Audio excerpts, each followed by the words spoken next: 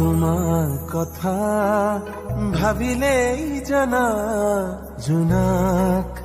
উপচি পৰে বুকুৰ সিপাৰে এহেজাৰ গোলাপে ৰঙা ৰঙা কলি মেলে ছায়া হৈ আহা এবাৰ কাষৰলে দি থকত নেলাগে আহিবলে সপোনত আহা এবাৰ কাষৰলে তোমাৰ কথা ভাবিলেই জানা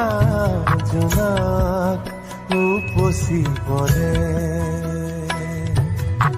বুকুৰ সিপাৰে এহেজাৰ গোলাপে ৰঙা ৰঙা কলি